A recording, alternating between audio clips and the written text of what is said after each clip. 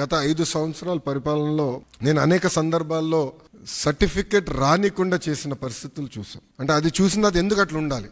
మీరు చూస్తే దుగ్గిరాల మండలంలో ఎంపీటీసీ గారు పోటీ చేస్తుంటే సర్టిఫికేట్ ఆనాడు ఇవ్వలేదు, కావాలని బీసీ సర్టిఫికేట్ ఇవ్వలేదు. సో ఆ రోజు నాకు అర్థమైంది సిస్టంలో ఒక లోపం ఉంది, ఇది కరెక్ట్ చేయాలి, ఎవరు ఇట్లా సర్టిఫికేట్ కోసం ఎవరు ఇబ్బంది పడకూడదు అనే ఆలోచనతో మొదలైంది. మీరు చూస్తే ఇప్పుడు అందరి జోబులో ప్రతి ఇంట్లో ఒక స్మార్ట్ ఫోన్ ఉంది, అందరి జోబులో స్మార్ట్ ఫోన్ ఉంది. మా అంచనా ప్రకారం 60% మందికి స్మార్ట్ ఫోన్ అనేది ఈ రోజు ఉంది.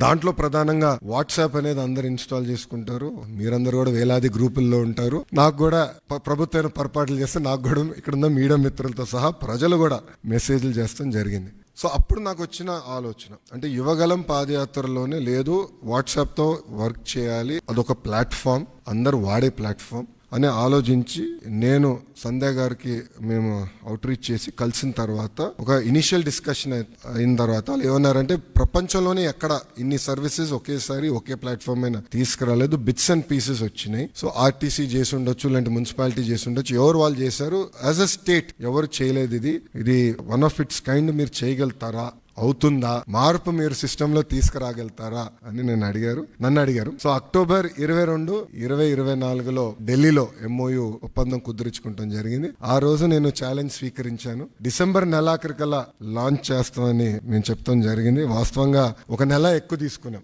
సో 3 నెలలు 9 రోజుల తర్వాత, అంటే MOU సంతకం పెట్టిన 3 నెలలు 9 రోజుల తర్వాత ఇది లాంచ్ చేస్తాం జరిగింది. ఇది మీరు ఒక్కసారి చూస్తే 36 డిపార్ట్మెంట్లని ఇంటిగ్రేట్ చేయాలి. సో ఇది చాలా చాలా కాంప్లెక్స్ ప్రాజెక్ట్. మొదటి విడతలో 161 సర్వీసెస్ లాంచ్ చేస్తున్నాం. మా టీం చెప్పొద్దన్నారు, బట్ నేను చెప్తున్నాను ఈరోజు రెండో విడతలో 360 సర్వీసెస్ మేము లాంచ్ చేస్తాము. There is no debate, no discussion, we will launch.